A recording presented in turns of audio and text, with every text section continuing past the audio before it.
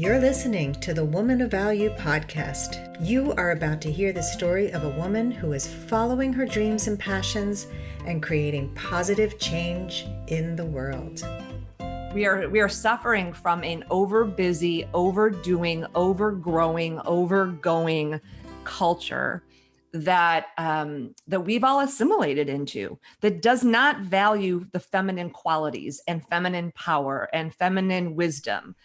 My guest today is Christine Arylo. She is an MBA and the author of Overwhelmed and Over It. And if you have video, if you're watching this on video, you can see the cover of the book here.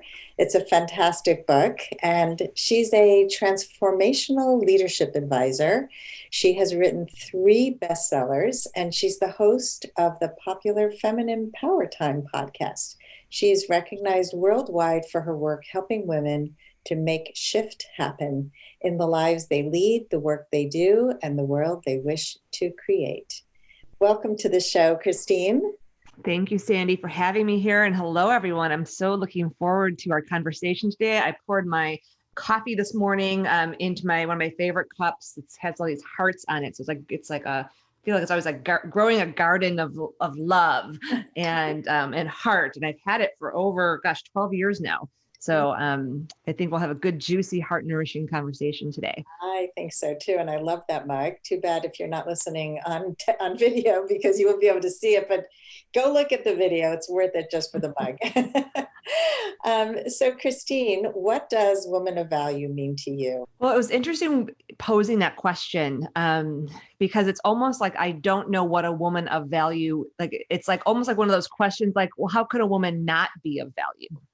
It's like those, and I get why you asked the question because in our world, it's not, women are not valued. The feminine isn't valued. And so to me, we are valuable inherent in who we are. And a woman of value is how we're born. And I feel like right now in our world, all of us that are alive, I think we're like one big generation. We're here to reestablish how valuable the feminine actually is, like what it really means to be a woman. Not through the eyes of the media, not through the eyes of marketing, not through the eyes of our parents, but inherently as a woman, what we bring, who we are, and that we are both deeply compassionate and amazingly courageous. We are absolutely graceful and super fierce. And so it's that capacity to be that full spectrum of ourselves without apology for any of them, and defining who we are based on who we are and anybody else's version of what that should be. Wow, that's a lot. And I totally love it.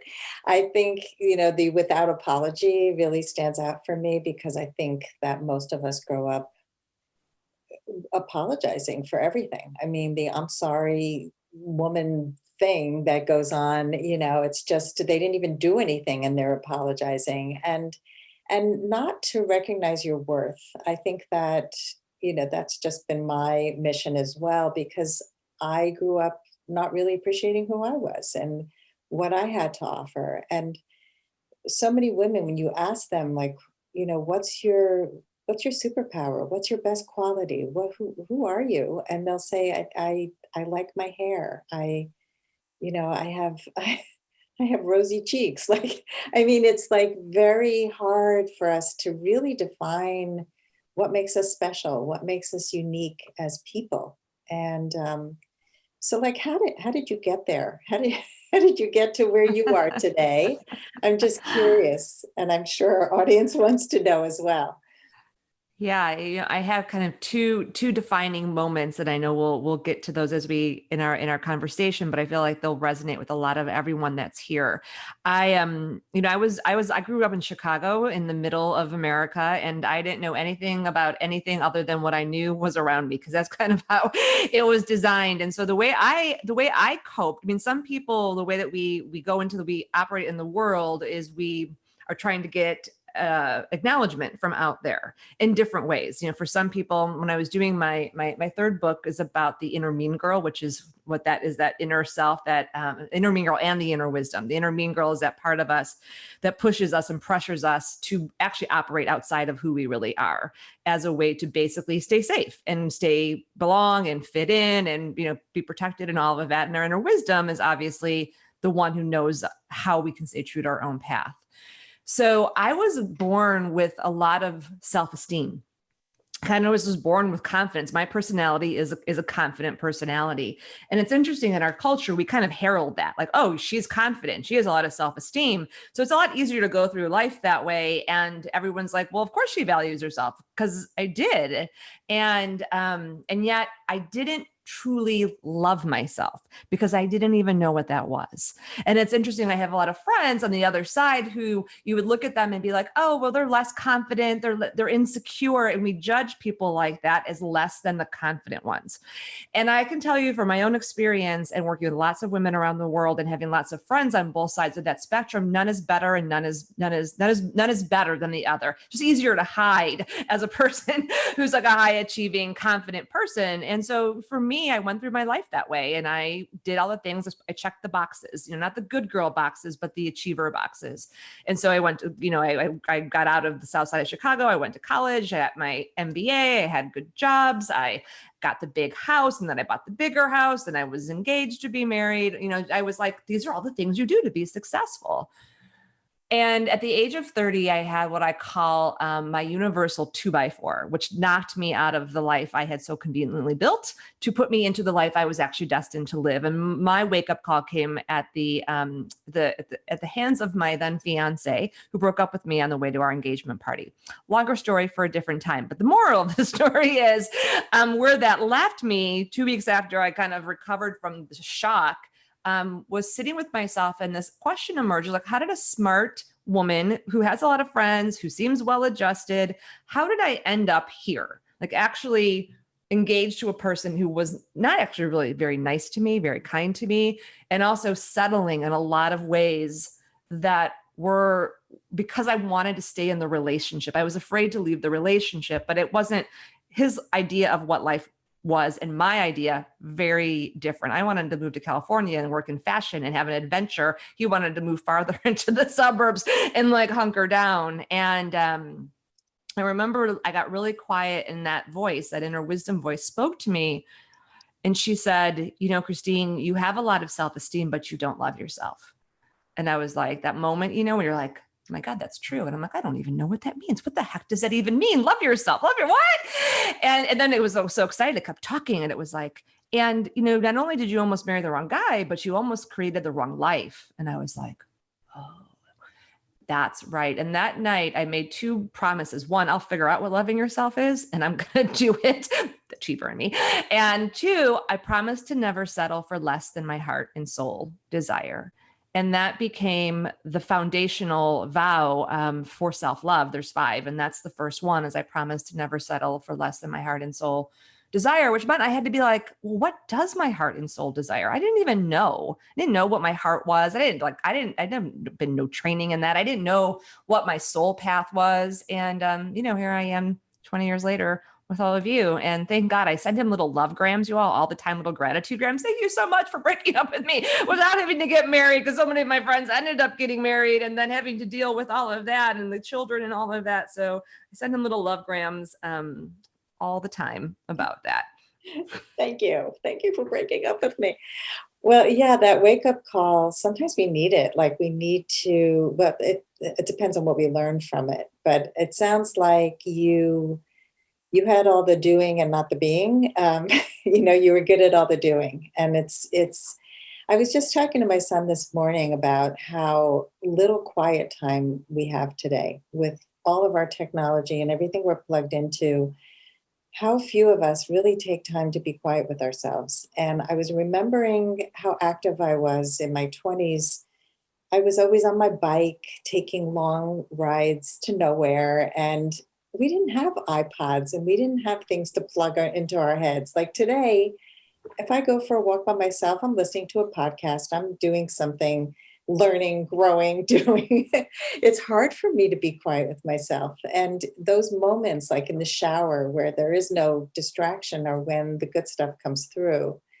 And so I would love to hear what you have to say about like people creating that quiet time, because you wouldn't have Mhm. heard that voice if you didn't have that. No, and that voice, I had to go to the moment of distress. This is what happens to a lot of us. We have to get to distress, drama, disease, or divorce in order to actually listen to that voice. And I made a promise to myself. I'm like, never again. I want no more Mack trucks. It's like, and I was really clear. I could have masking taped over all of it and then, kept going. But instead I dove deep. And I think that's where we're at right now in the world too, is that we are suffering from an overbusy, overdoing, overgrowing, overgoing culture that we've all assimilated into, that does not value the feminine qualities and feminine power and feminine wisdom.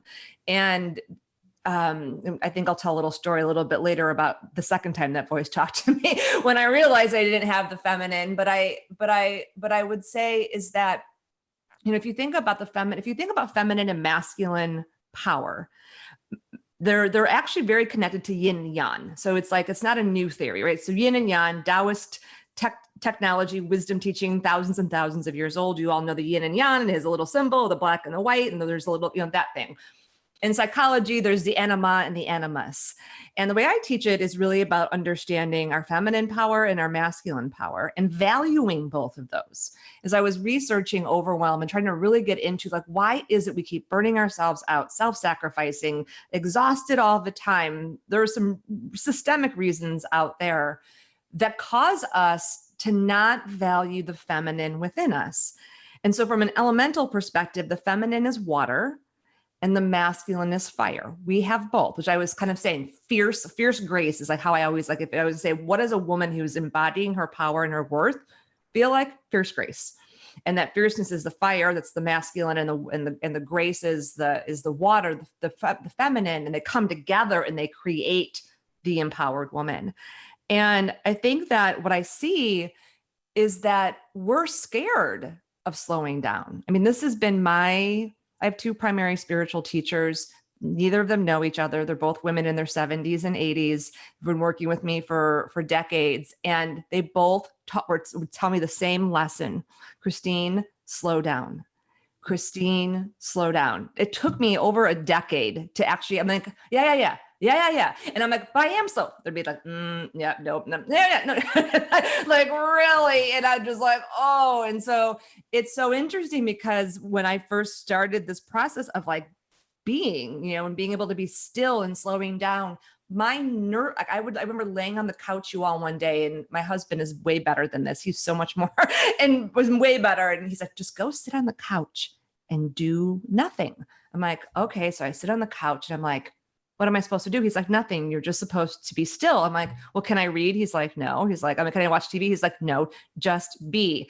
And I'm not kidding, Sandy and everyone. My body literally started to twitch because my nervous system couldn't handle it. It was so used to being on all the time. And, fast forward now to my life, and it isn't that I don't find times of overwhelm and stress. Of course they show up, but I never get to the point, rarely, of distress and drama and disease. And I think if I'll just say one last part is that I live on an island off the coast of Seattle. I'm looking right now out at the water, and the tide comes in and out every day. It ebbs and it flows. I watch the sun come up, the sun come down every day. The moon come up, the moon come down almost every day. So there's a natural ebb and flow. And there's something about us in our society that doesn't value the feminine, that doesn't value slowing down, that doesn't let us ebb. And if we ebb, we feel guilty. We feel like we're not being productive. We feel like we should be more motivated. But the ocean ebbs, and it doesn't feel guilty or bad or like it should be more productive. And actually from the ebb, the momentum happens. It allows it to flow with such less effort. And I think that's where we're at as a culture, as women, really taking a stand for embracing the ebb and the flow and the natural way the universe actually works versus this man-made banana matrix, crazy pants, busy world that we've all been just trying to stay afloat in until this year. And then it's kind of like, oh, wait, we actually can't stay afloat. Now we really have to deal with what's underneath the surface. Yes, and many people feel guilty about doing okay during COVID that we're going through right now. It's fascinating. It's like, I'm really sad, but I should be really grateful because I'm not sick and my friends are doing worse than me. And I'm like, it's okay to feel what you're feeling. Just stop focusing on everybody else. And what are you feeling? What's going on for you? And we're so bad at that. You know, I as a dating coach and a relationship coach, I see this feminine masculine thing going on all the time. I mean, I think one of the key reasons that so many women are single is because they're only in their masculine and they don't know how to lead with the feminine. They don't know how to bring that quality that actually men are craving. Most men are craving, and some men are leading with their feminine as well. But it's you have to have that balance in place. And they're like, you know, here's all my achievements. This is what I've done. I have a whole list of things, and this is what I bring to the table. And what blah, blah, blah. It's just like, not working for you.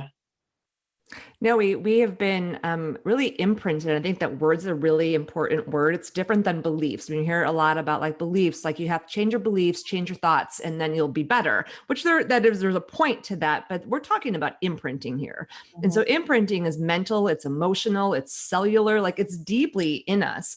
And if you can't see the imprint that causes you to do like you're saying in relationship, like I was saying in my relationship with Noah, who is very, what they would call a very balanced man. Like he's 6 foot tall, 250 pounds. It's like, but he's a gentle giant. He's a gentle giant. And I am like I'm like the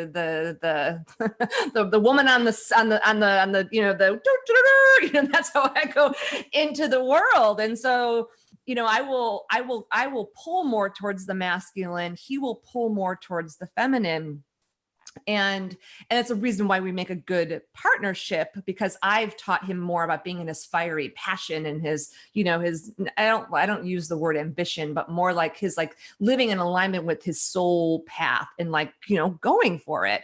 And he is oftentimes the one when I can't give myself permission to chill out, to relax, to slow down. I mean, he has taught me so much about nurturing myself, because he's so nurturing to me.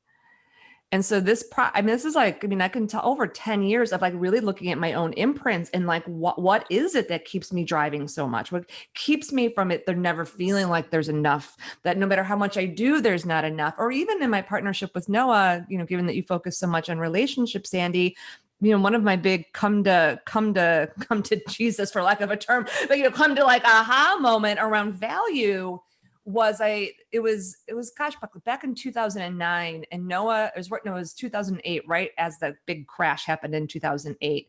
And Noah had left his corporate job. I had already been out. We emancipated him, and he just couldn't manifest his career into form. I'm a manifestor. I make stuff happen. He just couldn't do it. And he tried to be my assistant, which was awful.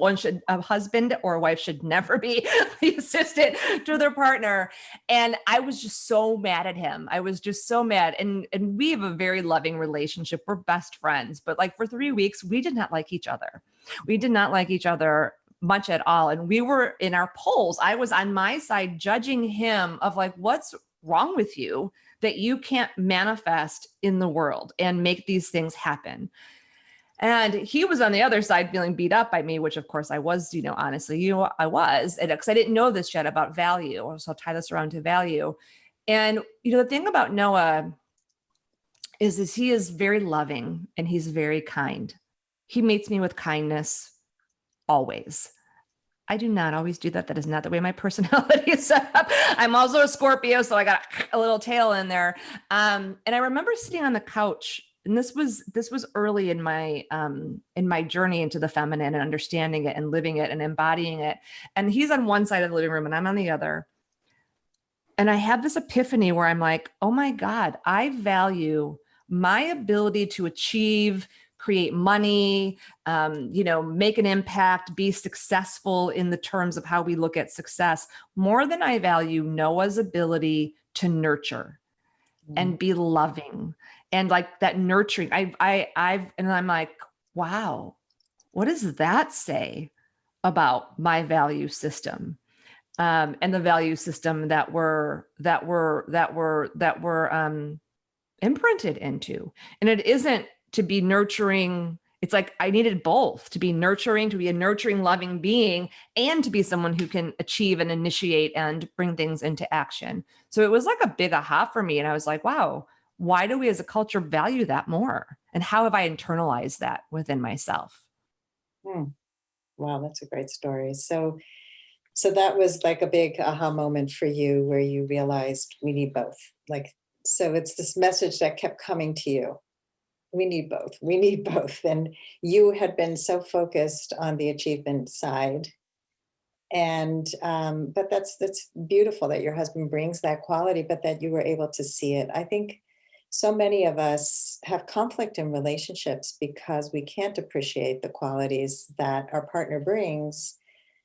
It seems like a weakness. It seems like a deficit. There's other things missing, and we're just looking at what's wrong instead of what's right. Mm-hmm. Absolutely. Or we can't give ourselves what our partners give us. And it's really a lack within ourselves, right? So here I had this beautiful person in my life who's so nurturing, but part of my work in the world is actually being able to do that for myself.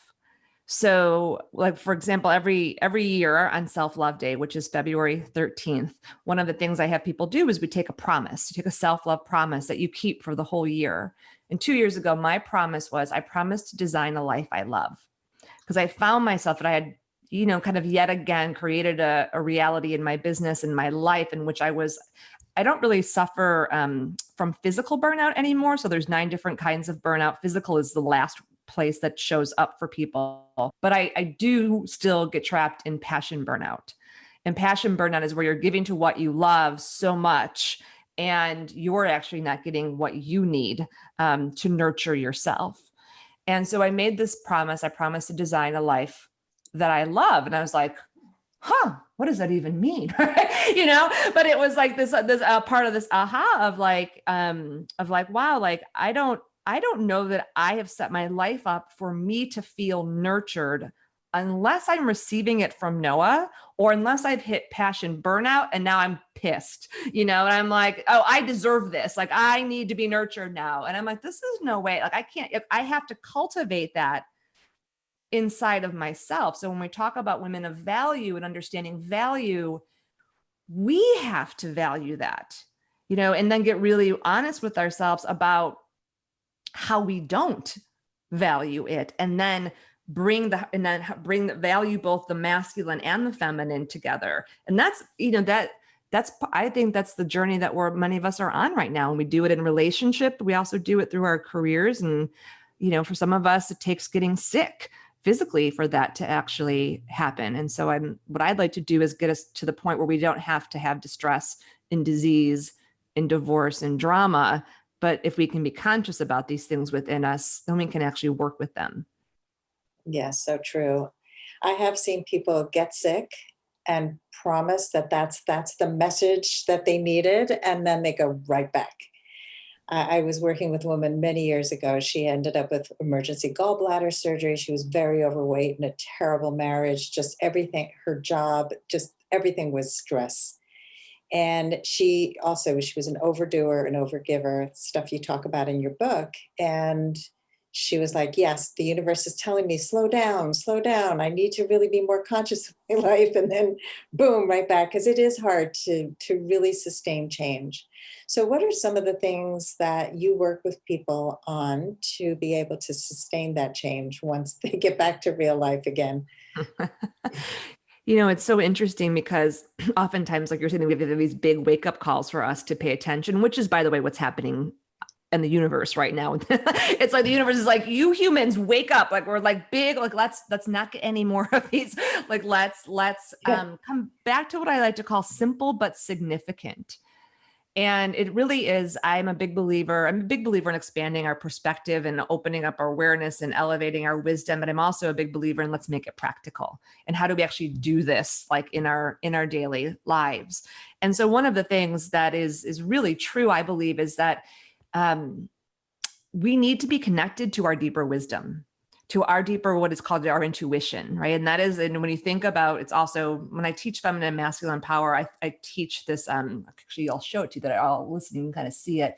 Can you see that? It looks like a figure eight. You can't see, it's called a harmonizer. And it looks like a figure eight on its side.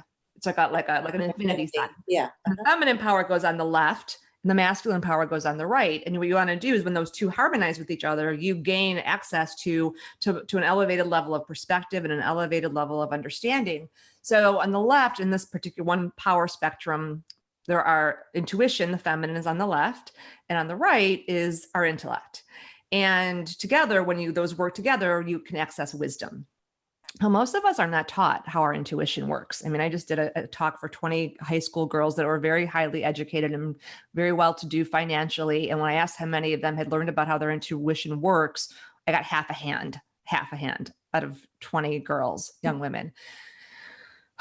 That's a talk for another time. But for all of us, like, we have to be connected to that. And that intuition doesn't come from your mind. It doesn't come from your head. It comes from your heart, and it comes from your body, and it comes from that deeper knowing that's connected to something that is bigger than us, whatever that is for you.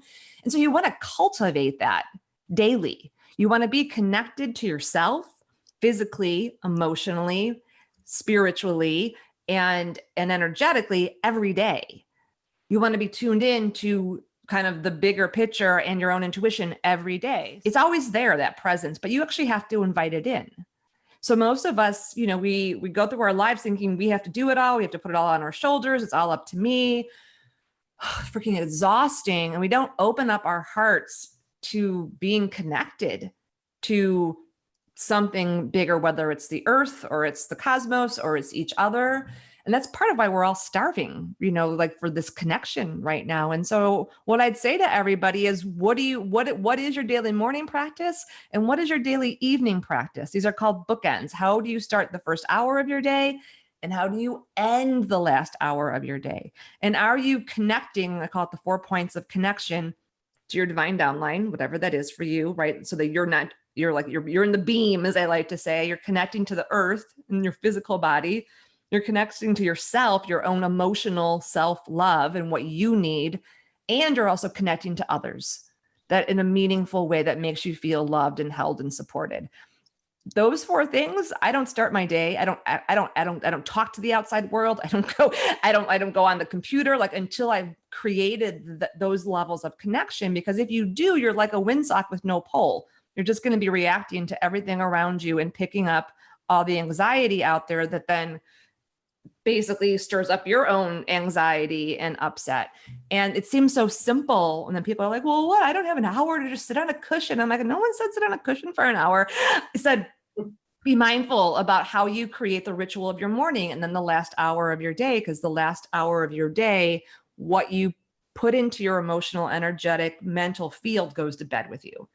And it affects your sleep and everything. So it's these very simple things, right? I mean, I know you know this too, Sandy. It's like, and it's like, people are like, I just need like something more like sensational or, and like, we're like addicted to sensation. I'm like, no, really, it's just very practical. And if you do these things, you'll feel better. You'll feel more in harmony. You'll make better choices. You'll be more tuned in. And people want the sexy 7-step panacea. Just give me a pill and make it better fix. And it just doesn't work long term. Yeah, I mean, so many people I speak to, the first thing in the morning is news, email, and what they don't realize is that answering emails is actually doing for others before you do for yourself. You're already serving other people. You haven't had time to nurture yourself. And also just being on your phone late at night. People sleep with their damn phones. It's like, put the phone away, have a phone, boundary for yourself. Just that alone is huge. And, I personally, I take a bath every night. I read every night. I have a whole ritual around that. I wake up to delicious coffee. Like that's really important to me. I'm not a big meditator. I know lots of people meditate, but that doesn't really work for me. But the quiet for me is really important. And I think, just to find what works for you, but don't immediately go to stress. I think that a lot of people dance in the morning. I think just simple. Yeah, there's lots of different ways. This is why I do meditate. I've been meditating for 20 years. I've been doing yoga for 20 years, but people they think that's the only way to do it. Meditating is just about connecting. It's about clearing your mind and connecting to something that is you and beyond you.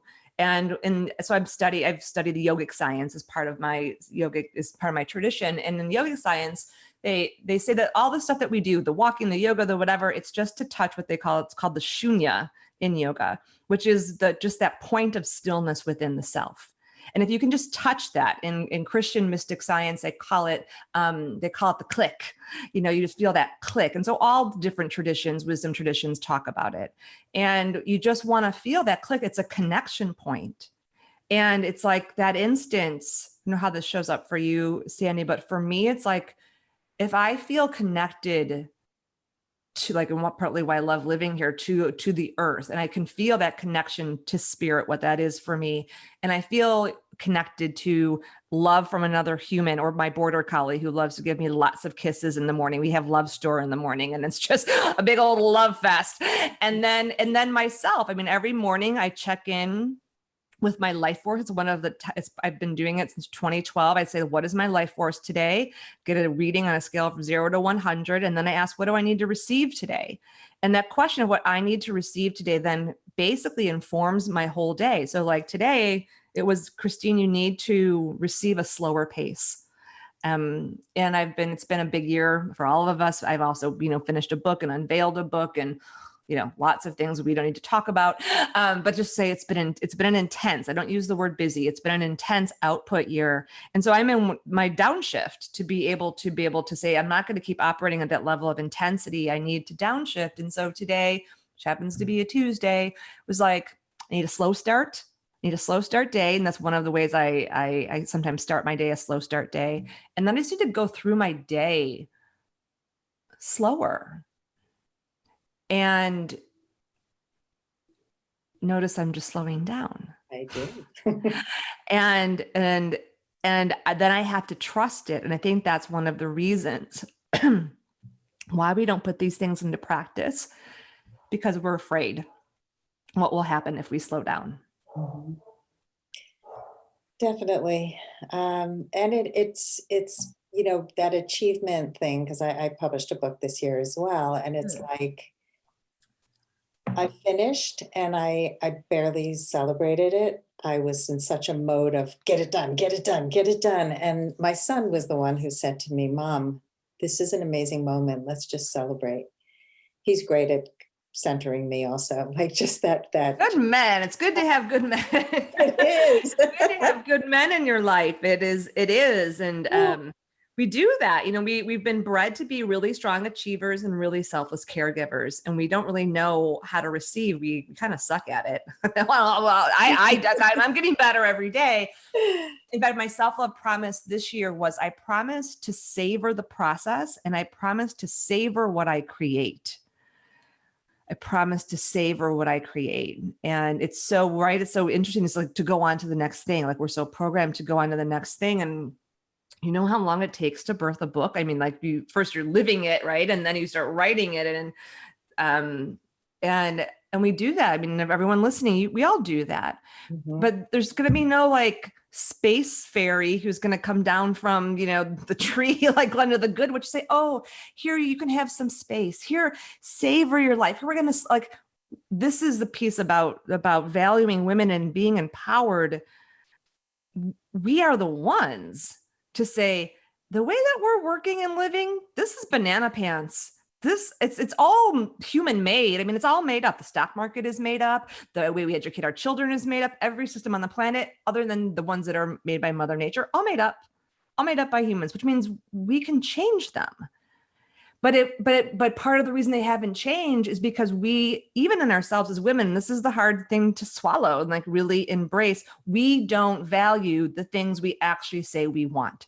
Space, right? People say time, but what they really want is space, right? To savor. And so we don't value it through our actions, not because it's our fault. It's none of our fault. We've just been so imprinted. And there's a lot of fear inside of us that we don't even know is there, and a lot of programming. So I feel like by doing our own personal part, Sandy, your amazing son saying, Mom, it's okay to slow down and savor it. I got the Noah over there. And for those of you that don't have one of those, friends are great. This is what we call a permission line. Like, it's okay, because we're breaking through these old ways of working. And then we can see, well, how could we create an economic system that valued sustainability? How would we set up our education system and our work systems? What is it? Why is it 5 days a week? Where is this ridiculous 40-hour day thing that no one really does anyway? And to design a whole different way of thinking and being in the world. But first we have to get this value right in our own hearts. All social and systemic change has to have personal transformation at the root. And that's the harder part, because you can't take a pill to do that. Sometimes you need a pill to just get through the rocky stuff, but eventually you got to go in there, and you gotta go in there. You got to go into the heart, and people are scared of that.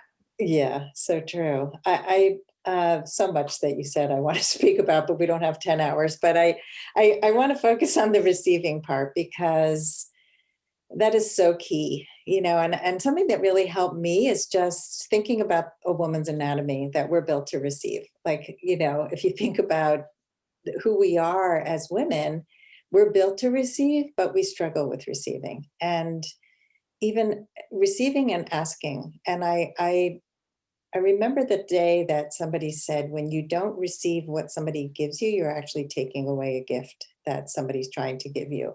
And we don't look at it that way. We just look at it, well, I can do it. I can take care of it all. And I've got it all. But then there's resentment. And I mean, oh my God, I just, one of the first things I do with clients is slow them down and look at all the things on their plate and ask them what they can get rid of, what they can delegate, what they can never do again, and getting other people involved. We have families how many people train their kids to help out in the house? How many people ask for help from a friend, receive something from somebody? So I think I just wanted to really highlight that, because receiving is key. And it's not only a gift to yourself, it's a gift to the people who give to you. It's paramount, actually, for us to, and it's one of those things that kind of like with self-love, when I got the message, like, you need self-love, or when I heard the message, you need the feminine, they're so like amorphous. It's like, what does that even mean? When I teach feminine superpowers. So I teach these 13 different feminine superpowers. The first one is receiving.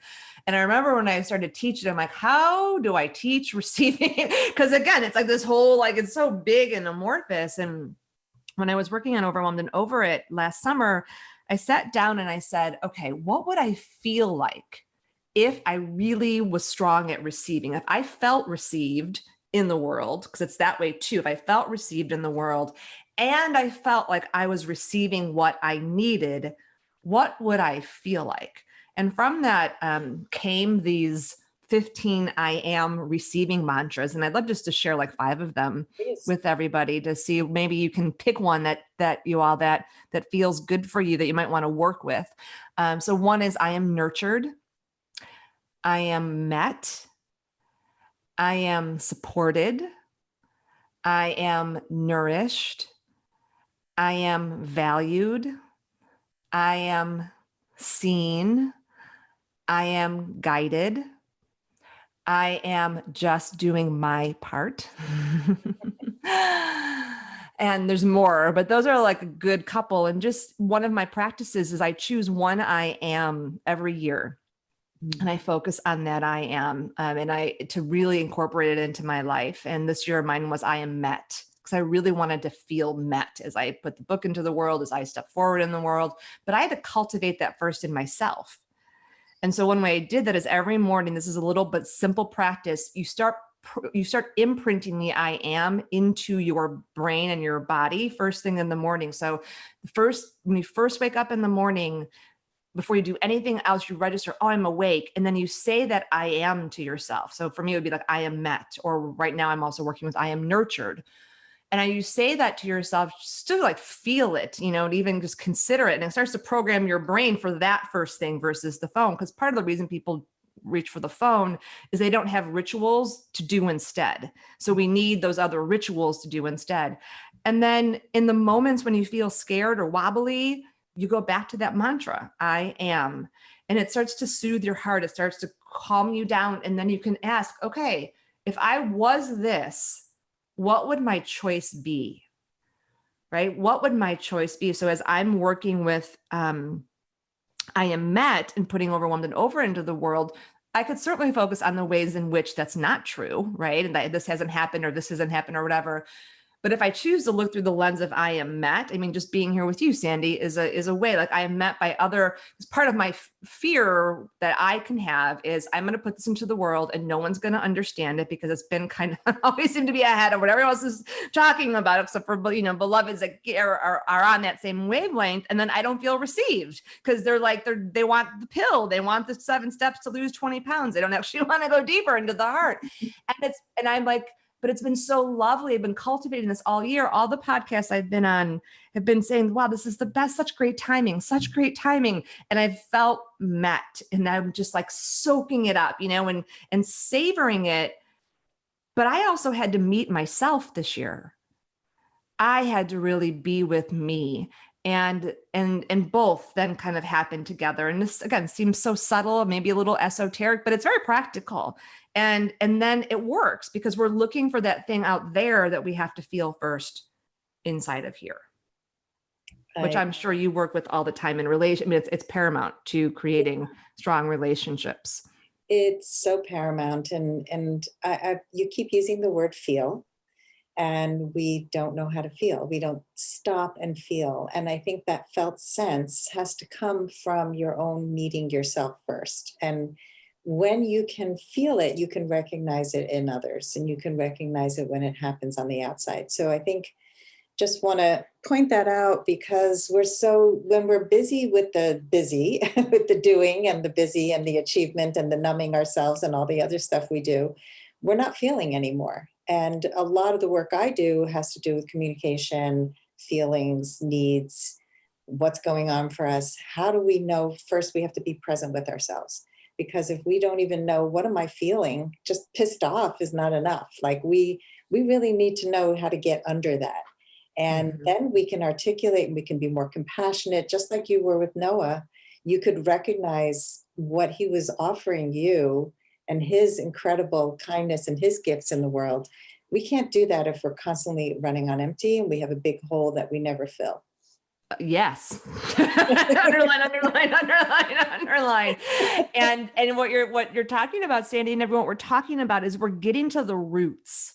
This is the reason why we don't have societal change and we don't get the personal change we want, is because we're on the surface and we're looking at the symptoms. We're putting band-aids on everything, because to go into to get to the root of it is to actually go in there. You got to go in there and you got to go in there with a guide. It's not go in there by yourself. It's like I've had amazing teachers and mentors. And when you're 30, when my life blew up at 8,000 popsicle sticks, I had a therapist, a body worker, and a and a spiritual mentor. And I've been through many different trainings and to get me here, to get to this place where and I still, a couple of weeks ago, I was feeling wobbly. I was working on something deeper in my own heart that I'm, in the process. I always look at myself in December and be like, hey, what do I not want to take into the next year that's coming from the wound versus my wholeness?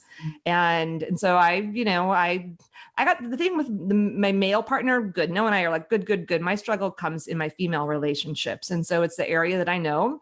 And so I'm like, okay, here we go. Gonna go in there again. I'm like, oh, look, there's some wounds. Oh, look, there's some more wound stuff.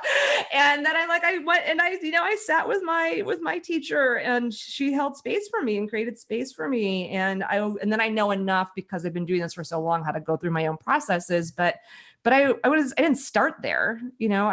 like I said, y'all grew up in Chicago in the middle of, I didn't know what energy was other than the thing you plug, your computer into. And so I just want to say to everybody, this is one of the big shifts that I write about in Overwhelmed and Over It, this belief that we have to take it all on or do it all ourselves. We need to, it's okay. We actually need support. And for women, need sisterhood. For men, we need brotherhood. For all of us, we need Sangha. We need community around us. And that's how it's supposed to happen. And I think that, you actually spend less money and you'll go a lot faster in my experience. Not that you don't need to invest time and money and energy in it, but the payoff, it's with you forever.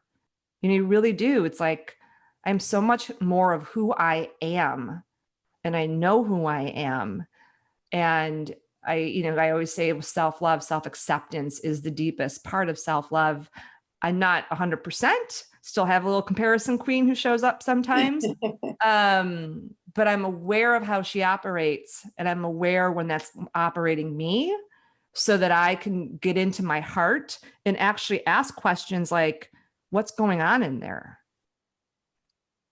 So that's a question I'll give to everybody. Just, we're going to go into the lightning round here, but just like when you feel off, when you feel afraid, when you feel whatever that emotion is, slow down and go into your heart and your body and get curious, what's going on in there?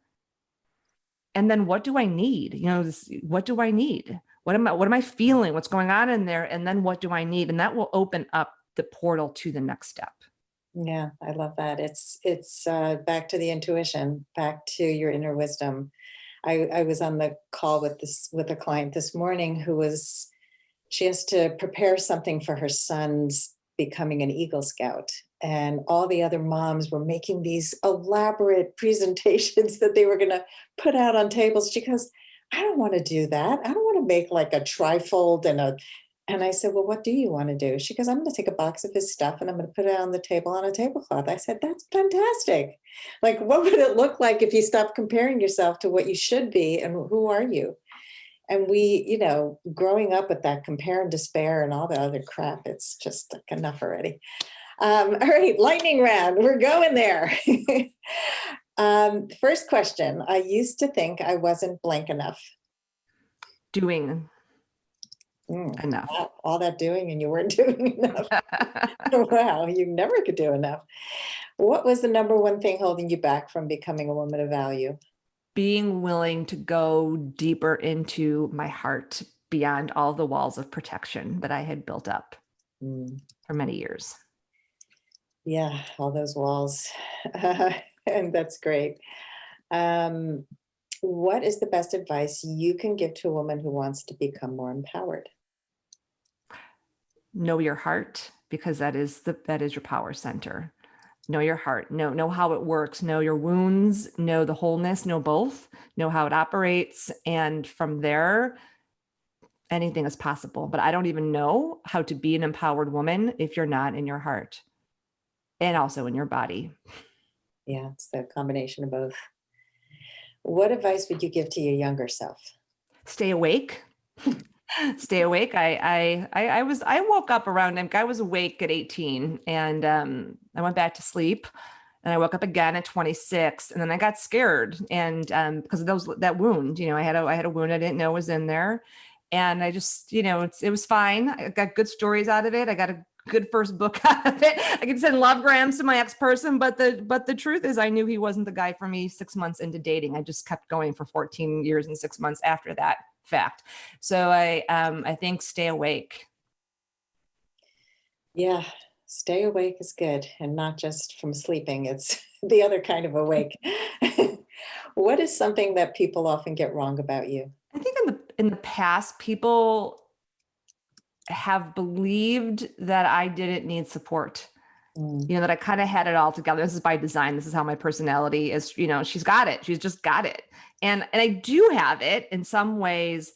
But I really do need support. And it was safer for me to just do things on my own or pay people money to do things versus actually receiving genuine generosity without strings.